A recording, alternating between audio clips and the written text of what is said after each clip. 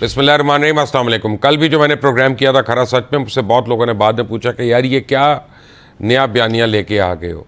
तो मैं आपको बताऊं कि प्रॉब्लम यह है कि बदकिस्मती से कुछ चीज़ें और झूठे बयानिए पाकिस्तान को दीमक की तरह चाट रहे हैं। सियासी रहनुमाओं के नारे जो कि सिर्फ सियासी होते हैं, हमेशा अवाम में तकसीम का, पोलराइजेशन का बायस बनते हैं। पाकिस्तान के वजूद में आते ही मजहबी कार्ड, गद्दारी कार्ड, खुददारी कार्ड, ये हमेशा से मकबूल रहे हैं और सियासी लीडर्स वो इससे फ़ायदा उठाने के लिए एड़ी चोटी का ज़ोर लगा देते हैं, लेकिन बाद में कौम को इसके नाकाबिल यकीन नुकसानात उठाने पड़ते हैं। इस बात में कोई शक नहीं है कि पाकिस्तान की लीडरशिप डिलीवर करने में टोटली नाकाम है, और मैं टोटल लीडरशिप की बात कर रहा हूँ, क्योंकि अगर वो डिलीवर करते तो ना ही मुल्क और ना ही अवाम का ये हाल होता।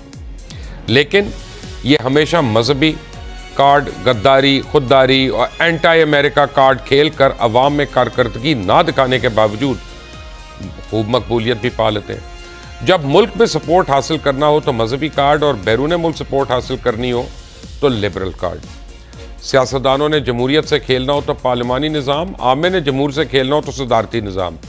और जुल्म देखें कि हम 70 साल से ये खेल मुसलसल खेलते आ रहे हैं, और मजाल है कोई इस घिनौने खेल को रोकने की कोशिश कर रहा हो। अयूब खान इलेक्शन लड़ते हैं तो फातिमा जना को गद्दार करार दे देते हैं। फातिमा जना पार्लिमानी निज़ाम को बचाने का नारा मारती हैं। मेंबर्स,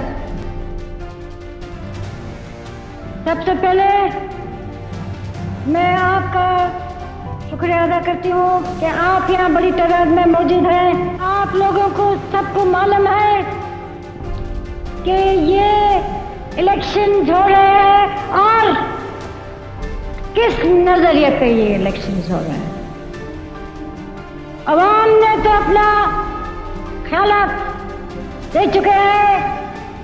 जिधर भी मैं गई हूँ उधर बहुत बड़ी तादाद में, लाखों की तादाद में उन्होंने अपना फैसला कर चुके हैं कि यहाँ पार्लिमानी जमहूरियत कायम होगी। और फिर 30 साल बाद मोहतरमा बेनज़ीर भुट्टो दोबारा असेंबली में उसी पार्लिमानी निज़ाम का नारा लगाती हैं। कुव्वतें हैं जो हमारे मुल्क में कायदे आज़म के वफाकी और पार्लियामेंट्री निज़ाम नहीं देखने चाहते हैं, और हमारे मुल्क के अंदर वो प्रेसिडेंशियल निज़ाम मुसल्लत करने चाहते हैं, और हमारे मुल्क के अंदर कहने चाहते हैं कि 1985 से 5 असेंबलियां आई हैं। हमने जुनेजो को आजमाया और हमने बेनज़ीर को आजमाया, हमने नवाज शरीफ को आजमाया। बेनज़ीर 2 मरतबा आई, नवाज शरीफ 2 मरतबा आया।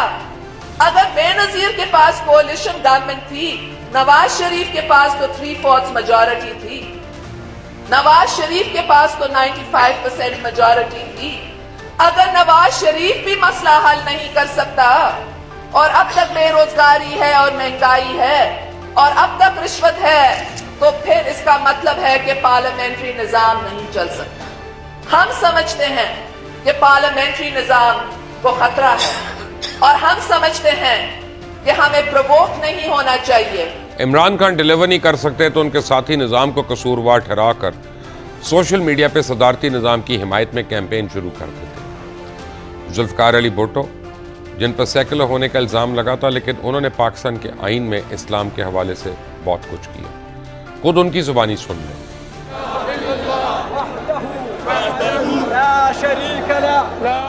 मुसलमान पैदा हुआ, मैं मुसलमानों के मरूंगा।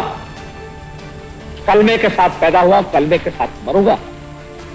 लेकिन फैसला हो चुका है कि मुसलमान वो है जो कायल है खात्मे नबुव्वत। ये है फैसला। और जो इसका कायल नहीं है, जो इस चीज को नहीं मानता, जो इस चीज को नहीं कबूल करता है, वो मुसलमान नहीं है।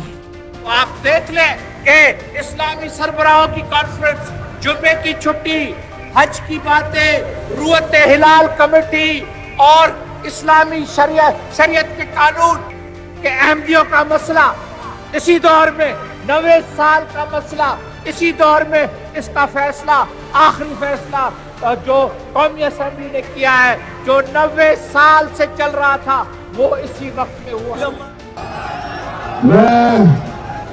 मैं हूं एक जो अपने आप को आशिक रसूल कहता हूं, मैं अपने नबी सल्लल्लाहु अलैहि वसल्लम का फॉलोअर हूँ और मेरे नबी ने हमें एक चीज सिखाई थी कि इंसानों को इकट्ठा करना है, तकसीम नहीं करना। मेरे नबी रहमतुल आलमीन थे, सब इंसानों के लिए रहमत बन के आए थे। मेरी भी पूरी कोशिश है कि मैं अपने सारी कौम को इकट्ठा करूं और अल्लाह का लाख लाख शुक्र है कि कौम इकट्ठी हो रही है,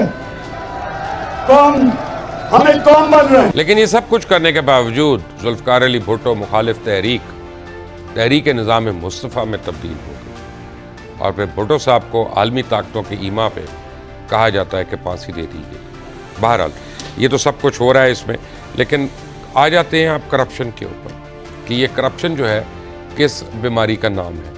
मैं आपको बताऊं कि आज तक करप्शन के नाम पे हम हुकूमतें उड़ाते आए हैं, हुकूमतें जाती आई हैं, लोगों पे केसेस बनते रहे हैं। और अगर मैं आपको कहूं ना कि ये करप्शन क्या है तो आप कहेंगे कि ये क्या बात कर रहे हैं। लेकिन क्या आपने कभी सोचा कि पाकिस्तान में करप्शन जो है उसका बयानिया शुरू कब हुआ, किस किस को करप्शन के बयानिए पे निकाला गया, उन्हें निकालने के बाद करप्शन ख़त्म हुई या बढ़ गई। जो इदारे करप्शन रोकने के लिए बनाए गए थे उसे करप्शन छुपाने के लिए उनको इस्तेमाल किया गया। करप्शन रोकने के लिए इन इदारों का सालाना खर्च क्या है? क्या पाकिस्तान में सियासी अदम इस्तेहकाम की बड़ी वजह करप्शन का बयानिया तो नहीं? क्या करप्शन वाकई हमारा सबसे बड़ा मसला है जिसके बगैर हम आगे नहीं चल सकते?